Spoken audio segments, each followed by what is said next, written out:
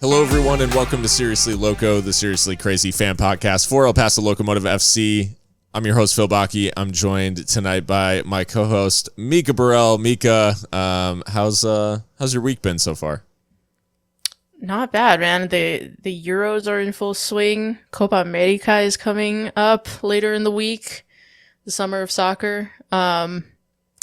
It's been fun watching the games and just getting into all of that. How's your week been? Good. Yeah, this is, summer of soccer for sure. Like, it's one for the sickos because it's like round the clock. Yeah, we've got, tomorrow, for example, we've got a Locomotive midweek game in Oakland at 10 p.m. Eastern. Oof.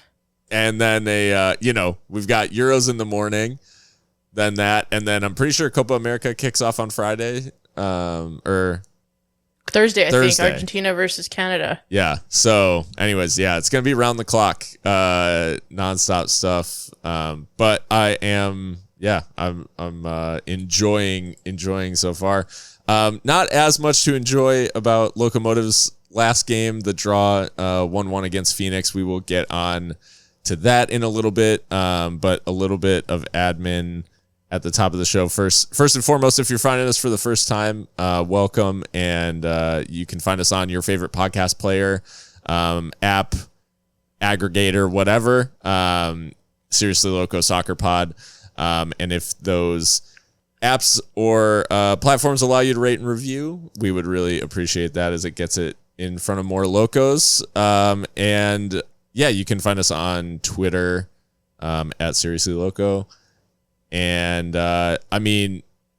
Mikka, I guess there's really no other place to start today. We're recording this Tuesday night. There's really no other place to start than the club's announcement this morning, or I guess this afternoon, that Liam Rose, who played 63 games for the club and was here for the better part of 3 seasons, is departing by mutual. Well, it was reported initially that he is departing by mutual consent, and then subsequently reported by the club that he has been transferred for an undisclosed fee.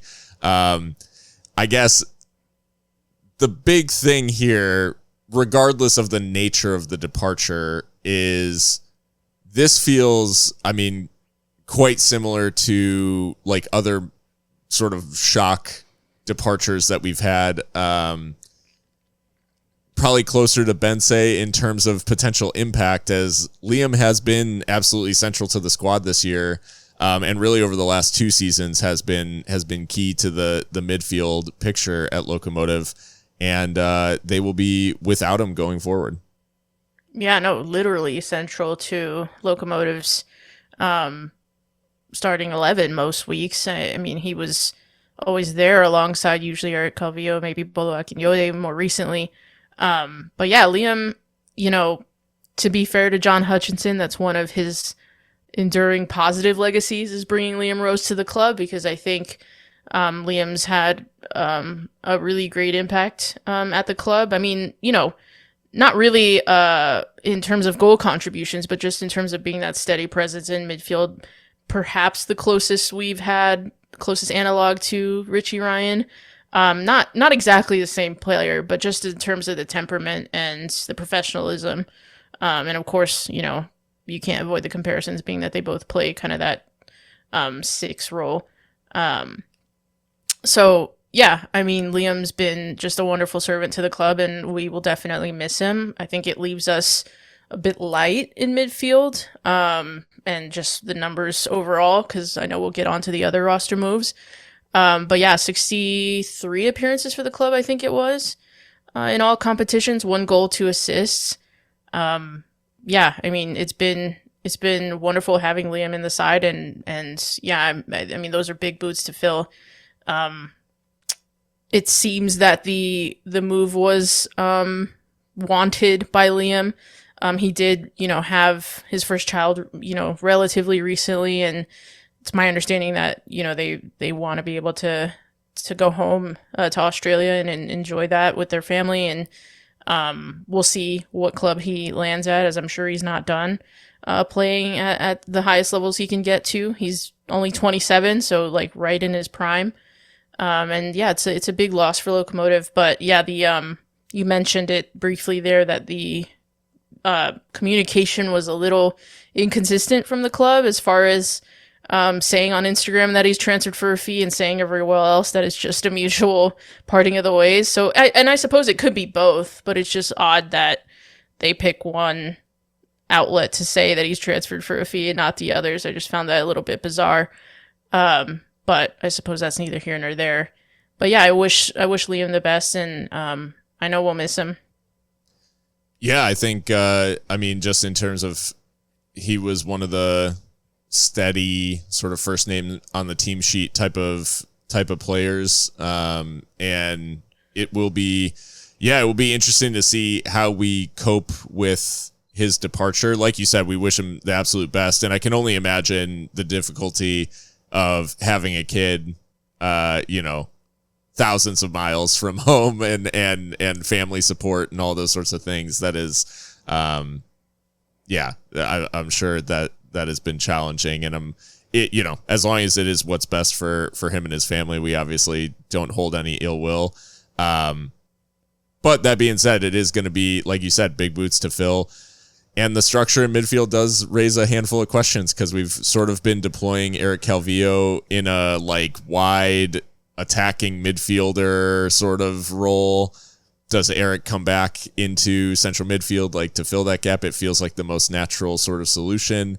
But then, does that mean that we play someone like Joaquin Rivas in the role that we've been deploying Eric in? And does he fit those, fit what we need in that area? Anyways, it does raise just some questions on balance and what Wilmer's got in mind. This came on the heels of, like you said, the announcement of a couple other departures, which came a day prior. And it was Diego Abarca and Elijah Martin, who were announced were also leaving the club.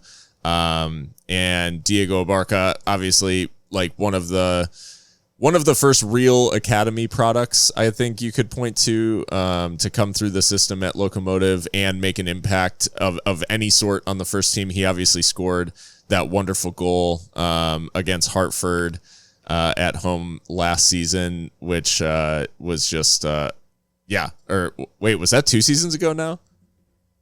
Yeah, I think so. Yeah. So he made a splash as a teenager, obviously was in and around the first team squad, but never really put his stamp on the team in terms of serious first team minutes. And Elijah Martin, just a little bit of a failure to cope and adapt to the move and life in and around El Paso.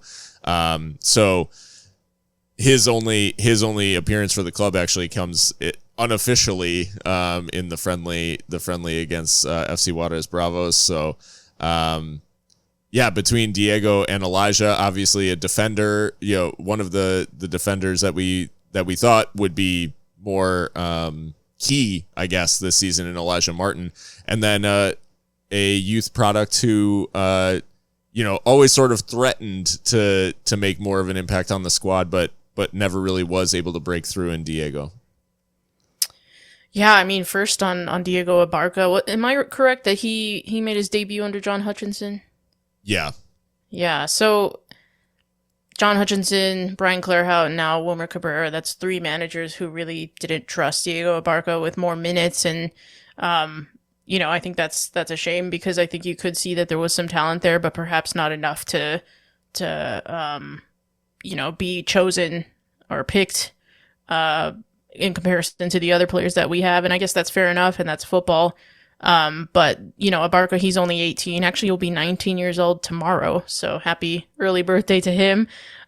So yeah, he's got so many more years ahead of him if he wants to continue to pursue a professional career. I think he absolutely could do so, or whatever he decides to do. I'm sure he'll fully land on his feet. But yeah, it's just a shame that we never got to really see a youth academy player really stake a claim in the first team. But there's still hopefully many years ahead of us to get to see something like that. And yeah, I think we'll always remember that curler against Hartford was a great goal. I think that was like mere minutes after coming on as a substitute in that game. So he gave us a really great memory to remember him by. And he's a hometown boy, so I'm sure people will have nothing but goodwill towards him. But with Elijah Martin, I mean, that's really the most, I think, bizarre case of the three. It's our understanding that when he arrived in El Paso, he was actually quite ill, just wasn't feeling the best, dealing with allergies and all kinds of things like that. Really hadn't trained or had much of a preseason that we know of. So it was always going to be an uphill battle for him to try and get up to match fitness and get in the squad. And it seems like there were maybe some personal issues or off the pitch things that he was dealing with on the side. So, yeah, it just sounded like it was mutually beneficial for both parties to part ways. And Elijah leaves never having made a competitive appearance, I don't think, for Locomotive. So, it's a shame. It's one of those things, you know, sometimes not every transfer is going to work out. And I think we had high hopes for what he could bring, having been a decent performer for San Diego Loyal, but hopefully he will find somewhere where he can apply his trade and get back to his best, because it just hasn't worked for him here. And, you know, I think fair enough to the club to recognize that and not just let it go on, right? So that being said, though, yeah, I mean, obviously 3 players gone in the span of a few days. Liam being, of course, the most shocking because he plays almost 90 minutes against Phoenix on Saturday and he's gone by Tuesday. It's just a bit of a whiplash for the fans, I think. So, yeah, it'll be an interesting challenge for Wilmer Cabrera to try and fill that Liam Rose-sized hole against Oakland tomorrow. Yeah, we'll just have to see how we cope without him, and also what kind of reinforcements we might be trying to bring in, which it sounds like some are in the works. As we know, this club's always looking to improve when it can. And I think Wilmer's done enough to garner some support in the transfer window, right? So we'll see. Yeah, it'll be interesting to see what is done in terms of any business, and I think there's certainly, you know, the type of player that you might think of with Wilmer where it's like, do we go on transfer market and look at former RGV Toros and just like that's the list of players. But no, I think I think you're seeing too the fact that it is a couple of midfielders and a defender departing, you know, does that suggest that those are the areas that Wilmer will look at? I think midfield, certainly with the departure of Liam, you almost certainly have to go out and find someone who can play central midfield. The question, does he trust like the back line depth enough at the moment to say like, hey, I want to go out and find a difference maker in attack, or and maybe shift the emphasis a little bit. But we shall see. It'll be interesting certainly to see what sort of business, if any, gets done. And I know without him officially being named the technical director, it obviously makes moves like these a little bit strange, because it's like, is Wilmer being handed the keys in the transfer market, or are these like front office decisions that are getting made in terms of incoming? So that's another little wrinkle, I guess, about this particular arrangement we're in. Right.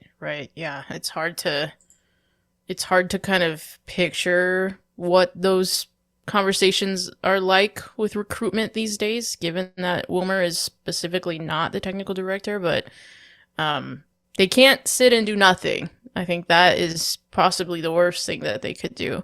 Yeah. But also shouldn't just bring players in for the sake of it. So we'll see. Well, the last result obviously suggests that maybe there is work to be done as Phoenix 1-1 draw at home. I guess in many ways a draw at home is a is an improvement in ways for Locomotive, especially over how they played against Birmingham. But what did you make of this game, Mikka? And I know the viewing was a bit disrupted on Saturday, but as far as takeaways, is there anything in particular that stuck with you about the way this one played out? Yeah, I wasn't able to watch the entire game, unfortunately. I did watch all of the first half, and then I did do my research on some highlights on the second half. Shout out to Christian, by the way, for manning the live tweeting and covering the press conference for Seriously Loco in my absence. But yeah, I mean, this was a big opportunity for El Paso Locomotive to finally get those elusive 3 points at home that have evaded us all season long. And, you know, the winless streak goes on even longer than just this season. I can't even tell you what we're at, like 200 something days now or something like that. Something absurd like that. I mean, unfortunately, I think there's a lot of bad habits that crept into this game. And perhaps chief among those is scoring first and then maybe not trying to bunker, but not really building on that in terms of having control and dominance of the ball. We let this Phoenix team have nearly 60% possession on our pitch. They outshot us nearly double, 12 shots to our 7, I think it was. Yeah. Granted, we were able to test the keeper a bit more, but I think it was just too easy for Phoenix to create shooting opportunities. And oftentimes we were just running back towards our own goal. And I think even in the first half, like, you could see that right after the goal. I think the goal was scored by Eric Calvillo in the 13th minute. And then right about at, I'd say maybe like the 20-minute mark is when we just couldn't get the ball back again, really, for any extended period of time.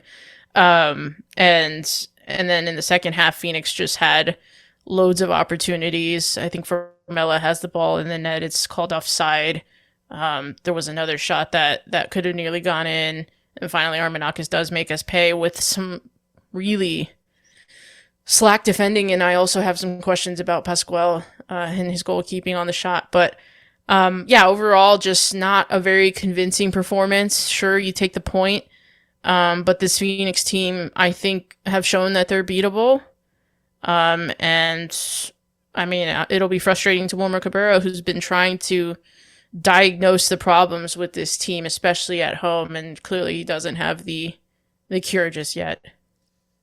Yeah, I think you hit the nail on the head, and we can talk about things in sequence here, but I do think probably the toughest thing about this team is is the fact that rather than sort of grabbing the game by the scruff of the neck after taking the lead and just putting it away, or trying to exert some like dominance over proceedings, we just often are like, okay, this is a precious lead and we need to protect it as if it is, you know, like made of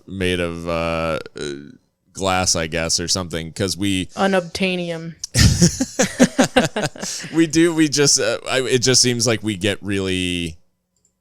play nervous when we've got the lead, and it just feels like we don't want to get overextended, and like we've kind of been in these situations before, and it just feels like, yeah, some of the trauma has just stuck with this team quite deeply, and it's made it tough to get out there and keep attacking when it's like you're playing Phoenix. Yeah, they're not like the best team right now, but like form wise and everything, but they do have like people in the squad that can hurt you in any given moment. And trying to think that like you're going to get away with a 1-0 against Phoenix is just like, I don't know. To me, that's never the move, because you're always going to need like that second goal, that dagger, that moment, like to put it away. And so, yeah, it was, unfortunately, the way it played out just felt like just eminently predictable, just given how this team has performed at home over the last year and a half, and or, you know, probably going on whatever 2 full years of just like these sort of tough results at home. But I mean, talking about the actual action of the match, the early goal, in the opening 10 minutes, Locomotive do come out of the blocks in pretty good shape. They're pressing really intensely, and it is actually sort of that initial press and Liam Rose, of all people, who we spent the top of the show talking about, winning the ball back in Phoenix's attacking third, or defending third, I should say, and finding a quick outlet pass to Eric Calvillo, who Calvillo plays a ball down the line for Tumi Moshibane. I think it is a little bit of a no look too from Eric, but Tumi gets down the line, shapes a really great ball into a good area. Justin Dillon gets on the end of it, and the initial save from Rocco Rios Novos lands right at the feet of Eric Calvillo, who had, after Liam sort of initiated the move, and then follows the play into the box and gets the reward with the scraps on the rebound. Yeah, it's obviously the start of the play is all thanks to Liam Rose, and I think this partnership of Liam Rose and Eric Calvillo is something that it's a real shame that it's being broken up, because I think the two have really gotten to know each other very well on and off the pitch and complement each other in a lot of ways, and you see it here. But Eric Calvillo is the star of this whole sequence with the really clever disguised pass to Tumi Moshibane, kind of no look. Gives everyone in front of him the eyes, and then from there he immediately starts sprinting into the box, making those late runs that we know he can. And it was, who was that? I think it was Zambrano who just lets Eric get away from him. He's completely asleep, and if I'm Danny Stone, I'd be absolutely furious with that defending, because he just completely loses his marker. And then by the time the ball is ricocheting into Eric Calvillo's path, it's too late. So yeah, it's just really, really smart, intelligent football from Eric Calvillo, and credit also to Tumi and Justin, of course, for keeping the chance alive and being there. One hopes that Justin Dillon can get out of this little funk that he's in. I think he should have more goals than he does. But to be fair to him, he does help create this one in a way. So. Yeah, we were flying early doors. Those first 15 minutes or so were very good in terms of ball progression. I thought Nick Hines on that left back spot was very good, bringing the ball up the pitch. And yeah, we just, for all the good things that we did in those first 15 minutes, we couldn't sustain it. So, through Eric, we have the lead for a considerable amount of time, but it was always a bit of a precarious one given the opposition, as you alluded to. Well, and talking about dropping off, I mean, it did feel quite immediate in terms of that goal comes in the 13th minute, as he said, and then maybe there's a few more minutes of parity, I guess, in terms of game state and whatever X threat and all these sorts of things. But the Phoenix was sort of around the 20th minute. Phoenix ends up kind of camped in our area and or in our half, and sort of camped out in our area in the sense that we start giving a lot of free kicks away, and they corners too are sort of just delivering crosses into the box for a solid half hour in the game. It's just. So do we think that there's maybe a little bit in there that perhaps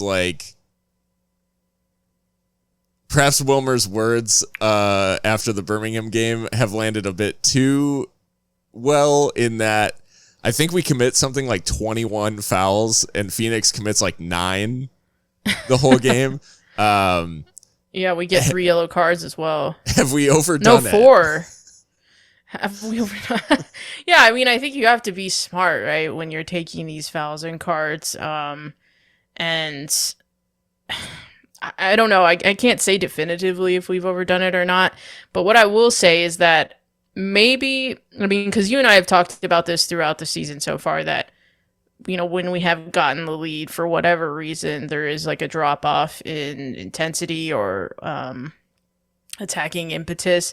And I wonder almost if we are not giving enough credit to the opposition sometimes in the in those situations when that happens, because I feel like if I were Phoenix, we just give up this goal, it's the 13th minute, I'm thinking, well, this is El Paso Locomotive, like we can come back. And I think that, and therein lies the problem, right? Is that, like, it's true. I mean, there's plenty of evidence of it, of this season, of Locomotive just not being able to put these games away. So I do want to give a little bit of credit to Phoenix there, because I don't think that they ever let their heads drop. Sure. And, you know, they do have that winning mentality. They are the defending champions after all. And it's been somewhat of a challenging season for them, but still that winning mentality is developed over many seasons, and they certainly have that. And then, you know, when you have someone like Armenakas on the bench, I mean, you know, I think that's also something that we don't really have is like game breakers necessarily. I mean, Petar Petrovic can, on his day, be a very, very effective player in the final third, but he just hasn't had enough football this season, I don't think. Not yet, anyway. So, you know, he comes on in the 81st minute, and he's not able to impact the game in much the way that Armenakas did, although he had opportunities. He almost wins the game, which would have been crazy. I think right. I think I put maybe in the group chat that I was like, the funniest possible outcomes would be, like, funniest possible outcome at the end of the game would be Petrovic scores a winner. Second funniest would be if we lose. And it's an outstanding save from Rios Novo, which is really annoying. It is a stunning save. Is this a fair? I don't know if this is probably not useful or relevant, but like Rocco Rios Novo as the Jordan Pickford of USL. I guess I kind of see it. He's like not like the tallest or the most athletic, but he's effective and quite agile. So yeah, I guess I could see that, because he's like, FAMUB has him at 181 centimeters, which is not tall. That's what, 5? I don't actually know. I don't know. Now I've got to Google, help us. Get the intern on that. I think that's like 5'11" right? Yeah. That's what it looks like. So yeah, he's not like that typical like monster in the net. So I do see the comparison you're trying to make. Yeah, they're saying he's close to 6 foot, but we'll see. Which for a goalkeeper is like kind of small. Right. Yeah. Yeah. Anything under 6 foot, I guess. Yeah. So, so yeah, he does make a pretty stunning save. But the weird thing, I guess, about this mentality thing for Locomotive, or this sort of propensity for dropping off or dropping back, is like there then are numerous kind of warning signs and like chances for Phoenix, which either go begging or the offside flag goes up in the case of like Darius Formella. And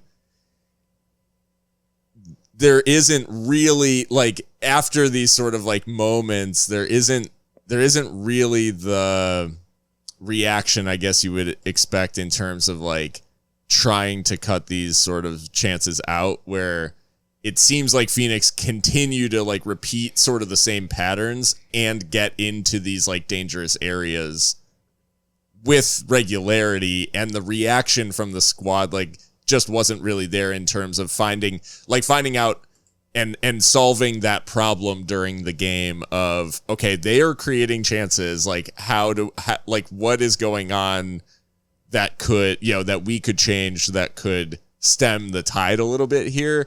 It felt like we just never really figured out like how to disrupt their buildup, especially in the second half.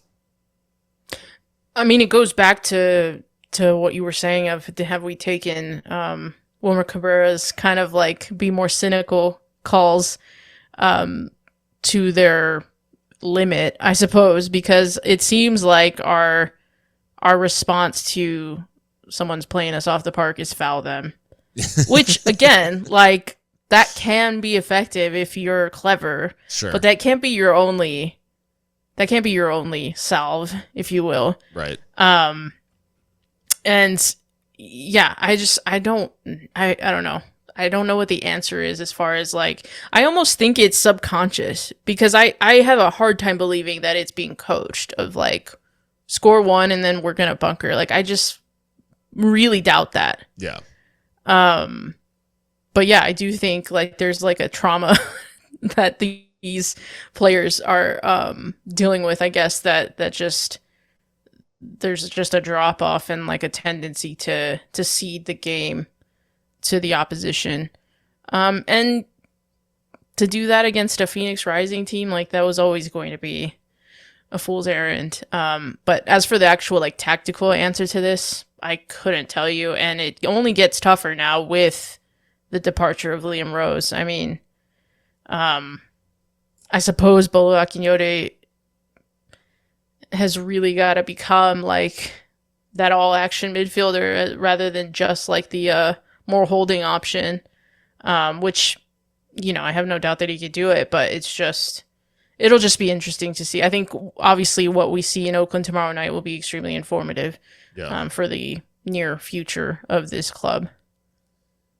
We Locomotive end the night, you know, as you mentioned, we have 7 total shots. 6 of those go on target, which you're thinking, like, that's a great rate of return, right, in terms of production. And obviously you'd probably want more than 7 shots on the night, but 6 on target, decent. Like, you're in theory testing the keeper a decent amount, all those things. And what we have to say is that apart from the goal, that Petrovic, like, late chance is really the only other time. So quite early in the game and then very, very late was really the only other time that Rios Nova was truly tested. And most of the other shots on target were kind of tame efforts. And it felt like maybe even in some of these moves, whether it was like an additional pass or like a player trying to cut in from outside or something like that,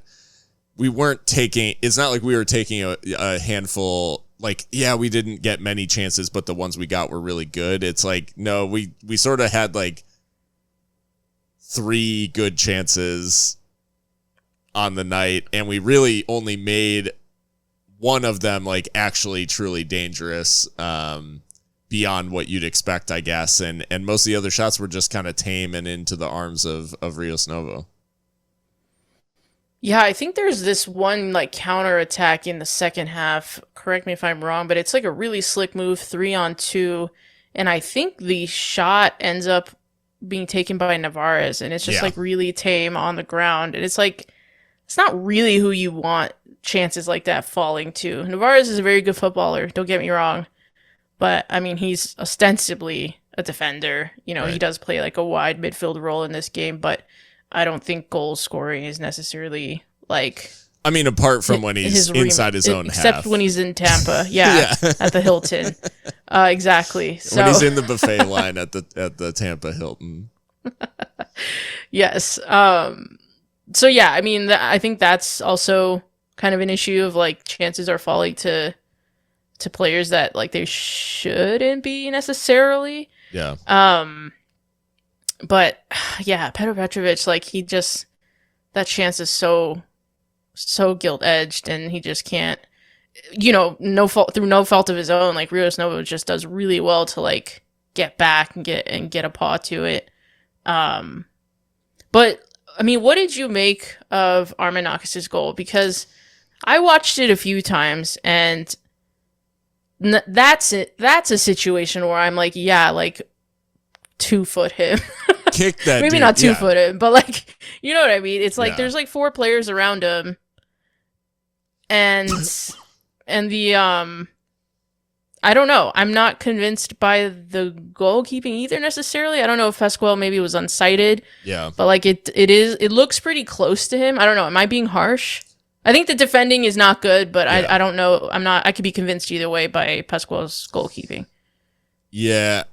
the defending is crazy. It's one of those where for some reason he's standing between both of our center midfielders and in front of both of our center backs, and none of the four of them close him down. Like, I could understand a couple standing off, and probably the center backs could be forgiven a little bit for not stepping up to close down something from like 30 yards. But you're absolutely right. Like, Liam Roserball Akinyode needs to put a shoulder into him or dive in, like even dive in. Because if you give a free kick there, like it's an extremely low percentage free kick, you get a wall, all that sort of stuff.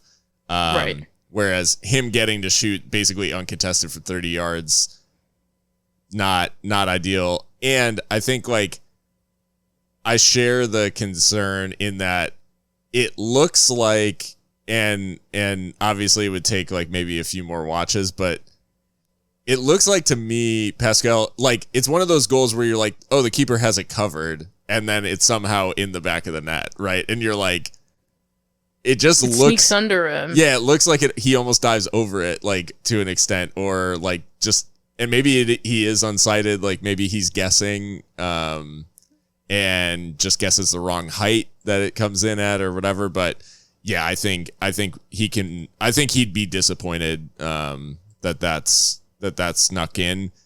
I don't necessarily put it, it's not maybe as egregious as some other, like getting beat at your near post or something like that. And it is ultimately a shot that the fact that it's not being closed down at all is like certainly not his fault. But yeah, to me, it's not. It'll get some attention, I'm sure, for like goal of the week and things like that because it's from a distance, and like the technique was quite good. It's a good technique. I don't think that it's like, it's not an unsavable like stunner or something like that. It's not one of those where you think like, oh, he's just placed it so perfectly that it was just, keeper had no chance. Like, it seemed to me like Pascal was actually quite well positioned and just dives over it or misses it. So yeah. I think, what bothers me about it and why I think it looks odd is that there's like a bounce. Yeah. Like you don't really see that too often. Right. Where it's not saved. Right. And it kind of bounces like right in front of Pascal. And I like almost like, I feel like it should help him out. Maybe. I don't know. Maybe I'm being cruel. Maybe Brandon Craig acted as the screen. Right. But, sure. Yeah, I tend to agree. I don't think it's unsavable, but yeah, first and foremost, the defending was just not good enough. Yeah. And really, we were just not reacting throughout that kind of phase of play. I mean, Phoenix were moving the ball and turning in spaces that really they shouldn't have been allowed to. And eventually, when it finds a player like Armenakas, I mean, you're in trouble, right? So, yeah, it's just a bit naive, I think. And something to work on. And it's unfortunate because it comes, kind of towards the end of proceedings and you're thinking like, wow, predictable, but still not any less infuriating, really. Yeah. Yeah, it was unfortunately, it just felt like it was coming. And I mean, I know part of it is because your brain starts putting defense mechanisms in place for these sorts of things, where I think my reaction was sort of like, well, I just knew something was going to happen. Like it's been coming. It looks like we were going to concede. And I think the nature of the goal is still unfortunate in how it comes about.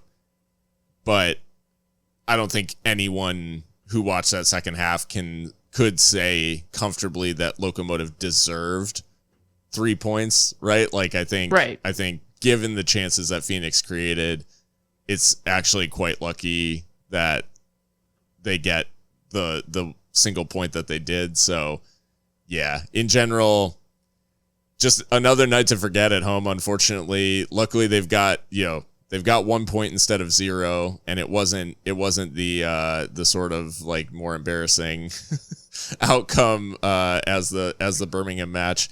And I guess the wait goes on because Locomotive not playing again this weekend. So we have a midweek and then another midweek next week with no weekend games. So the wait goes on for quite a while before Locomotive get another crack at getting this breaking this home duck that they have.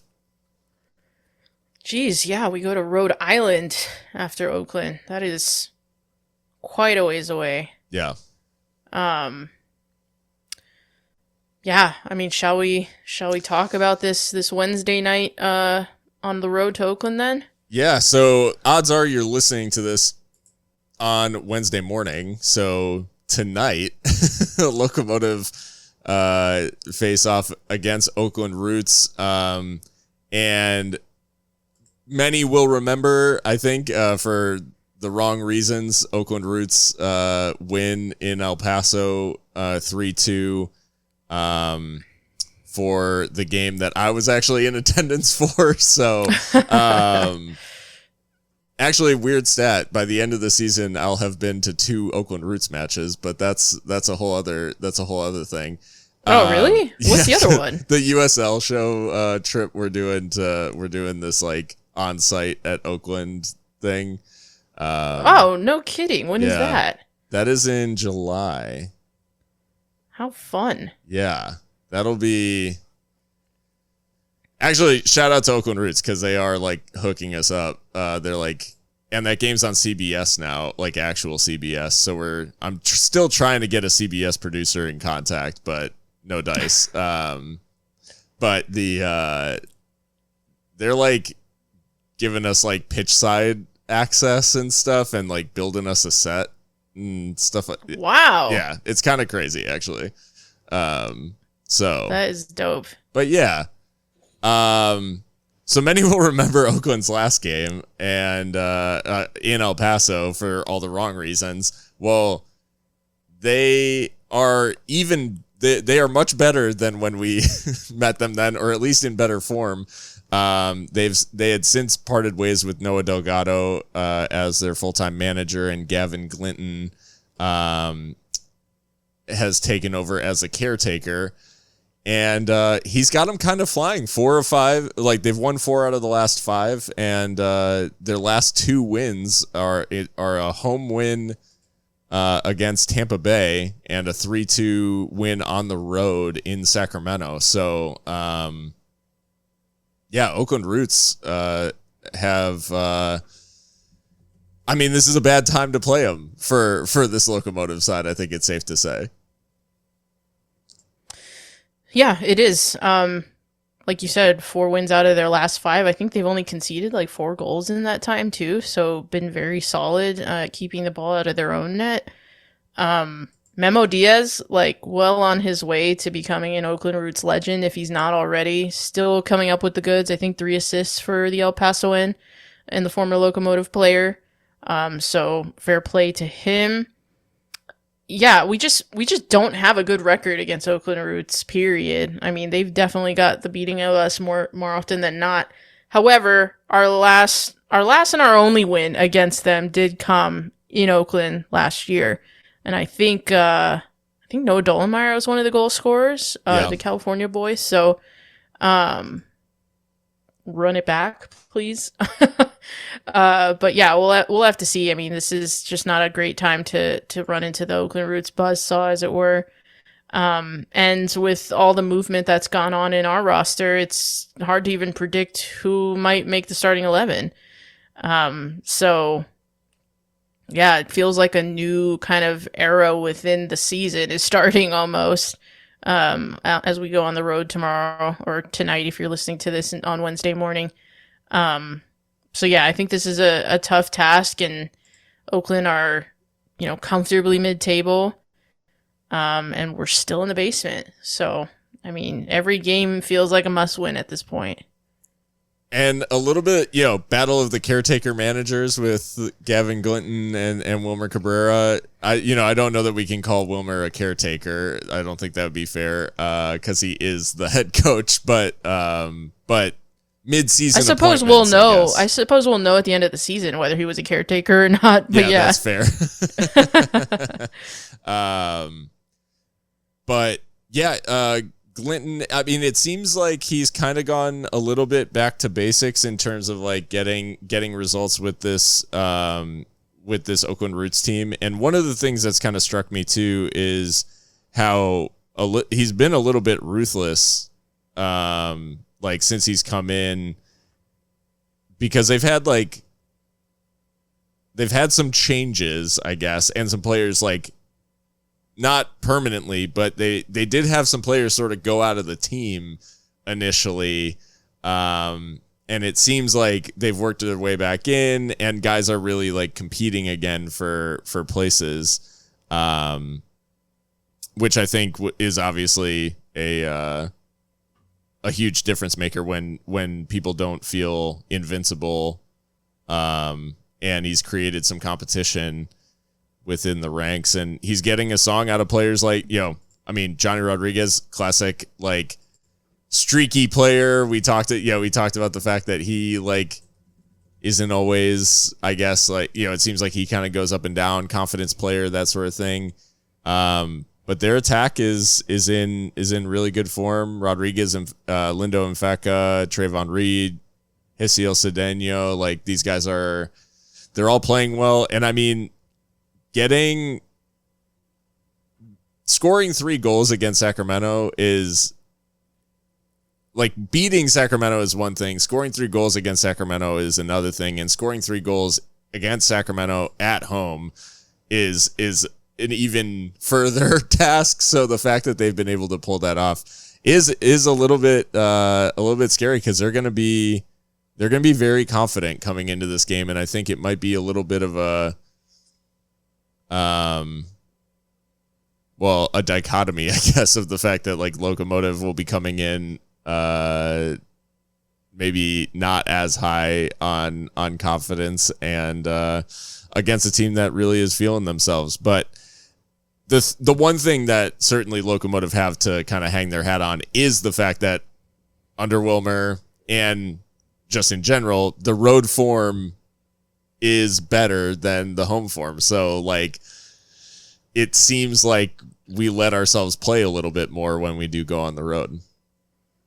Yeah, it does feel like they don't feel a certain kind of pressure that they feel at home, which is kind of unfortunate in a way, because you would think that you would harness that pressure into like something good and something productive, right? But there's just this mental block with this team that even Wilmer himself has acknowledged, but that doesn't seem to exist on the road.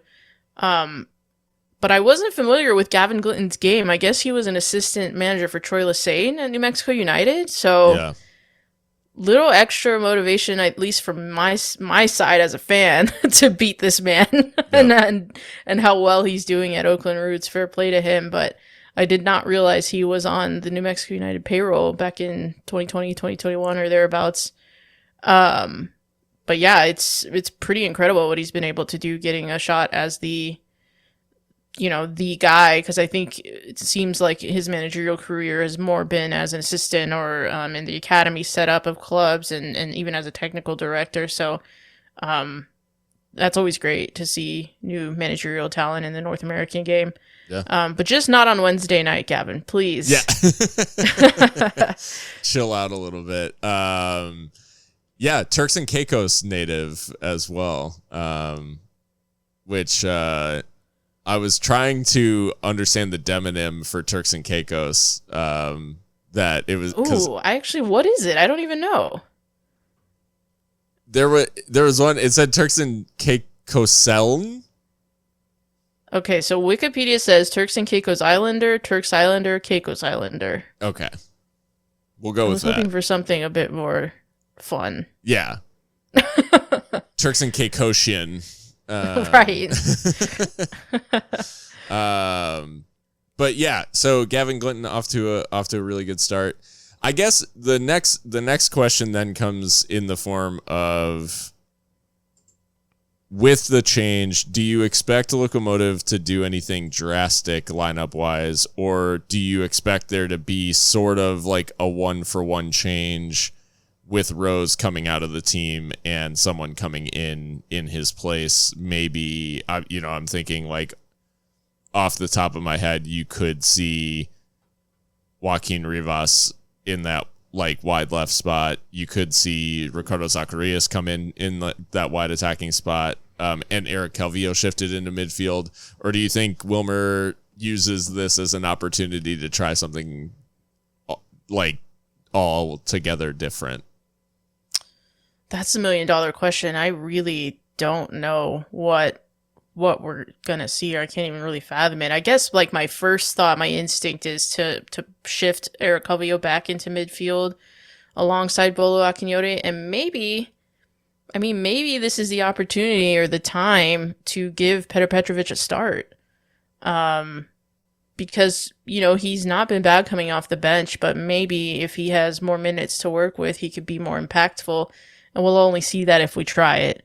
And he does play really well off that left side. And I think Joaquin Rivas, for as much talent as he has, I don't know that he's necessarily made the impact that we were expecting. Yeah. And there is some mitigation for that. I think he was being misused a lot by Brian Clare out towards the end there, as was Toomey, but, that's neither here nor there. So, yeah, I mean, if there is one place that we do have options, it's kind of in those wide areas. It's more midfield where it gets a little bit concerning. But yeah, that's kind of my instinct is to just shift Eric back into that double pivot and start Petrovic and see what he can do. If he can handle it, obviously we don't know if he's in the red zone or anything like that, but if he can handle it, then why not? Sure. Yeah, it's an interesting stat too. I mean, with Eric going back into midfield, if that is the solution, I do wonder a little bit, just given the fact that, and obviously it's small sample size, it's a single game, but duels won. When I think about like our double pivot, that is like a combative sort of role, and you got to win a lot. And Liam Rose and Bolo Akinyote were our two top like duel winners in terms of total duels won against Phoenix. Those were the only two players that cracked the top 8 of total, like of both teams, like rankings, I guess.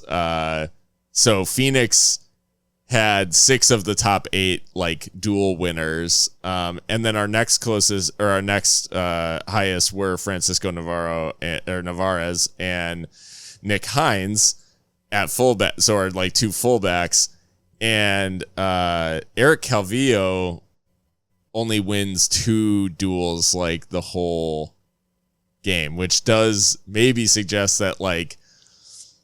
And I think we've kind of gone back and forth on this, and like, basically, like, is Eric Calvillo good as an 8 in a 2? Because I think Eric Calvillo is a good 8 in a 3, in a midfield 3, when he's got a lot of support and can get forward more sort of regularly and with more freedom. Eric in a 2 has been sort of like hit or miss, I would say. Like, he's not bad, and I don't want to say that because he's obviously a great footballer. I'm not trying to like take away from that. But it does seem like him having a little bit of added attacking freedom always brings a little extra like out of his game.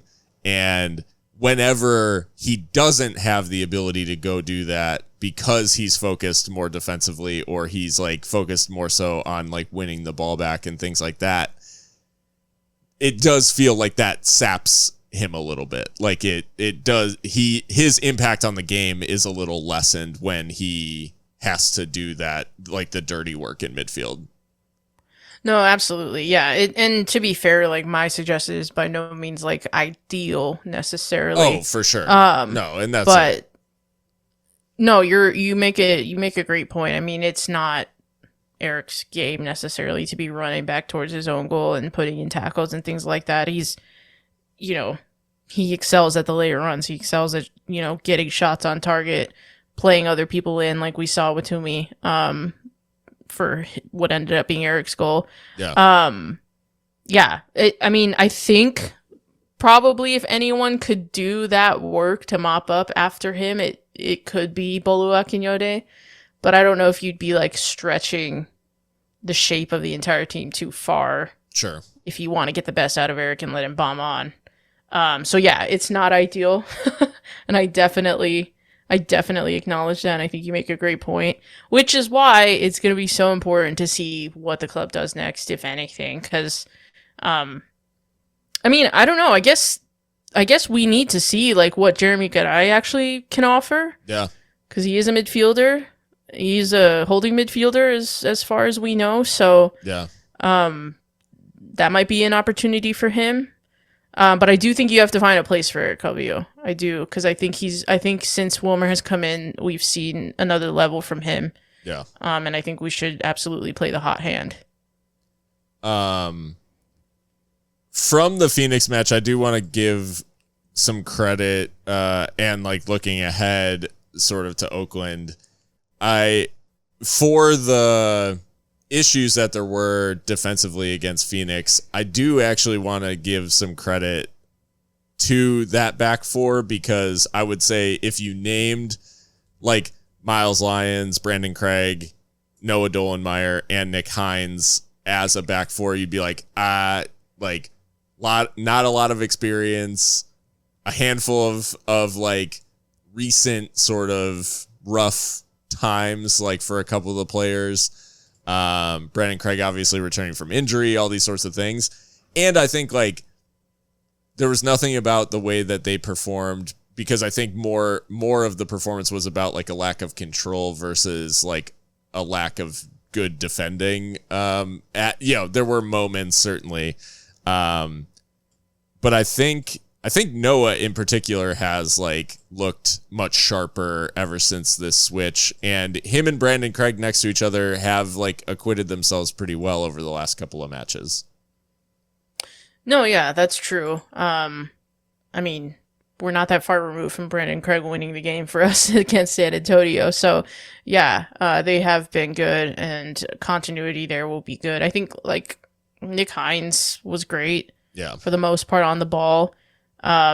Couple of times he got caught out when the ball was getting chucked to the back post, but that wasn't just him. That was like a systemic issue throughout the night, and one that Wilmer Cabrera will need to address. But for the most part, I have to agree with you. I think the back four has been solid, and really it's just about getting these games over the line and building more considerable and more convincing leads than we've been able to.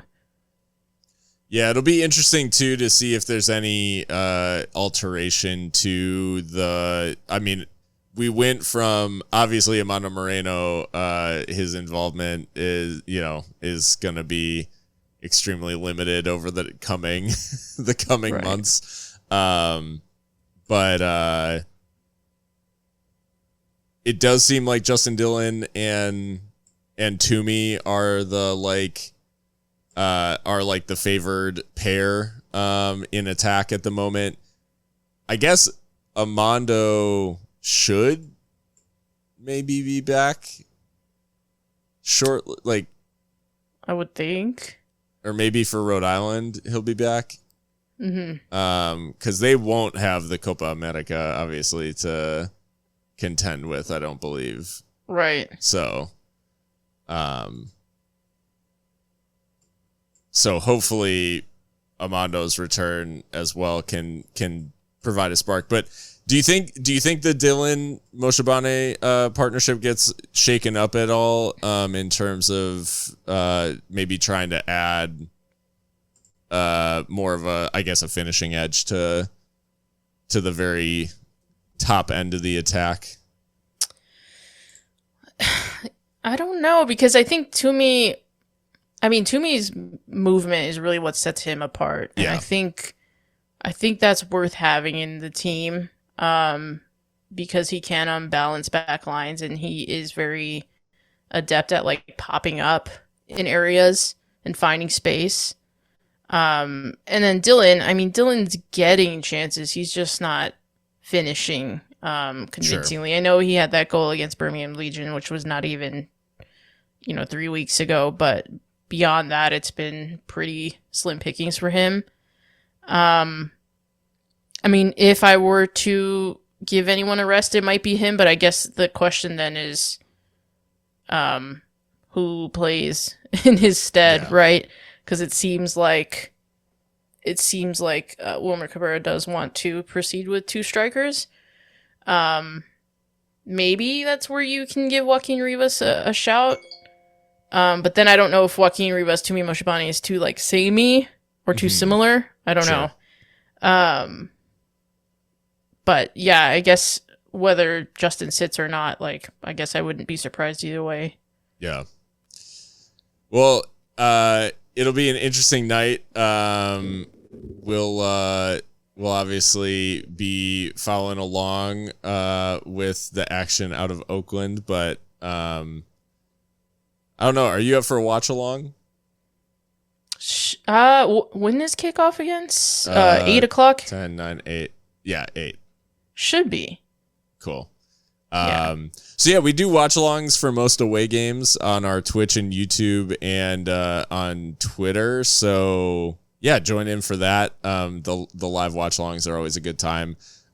Even when the result is not. So it is, and it's often not on the stream, unfortunately. But we officially have a winning streak on the stream. So true. that is the one thing that we can point to. But no, so yeah, we'll be doing a live stream, watch along, just an alternate listening / viewing experience. And a place to be able to interact with us and some other Locomotive fans, and be able to live the emotions of the game together with fellow fans despite not being together in person. You can, like I said at the top of the episode, you can find all our episodes and stuff across your favorite podcast platforms. We're on all of them. We're even on YouTube. So you can literally find us pretty much anywhere. And we will likely be back between the Oakland game and Rhode Island game to look back at one and ahead at the other. As we mostly do. So anyways, hope everyone has I'll say good day, because we're kicking off tonight from the time you hear this. Until next time, stay local.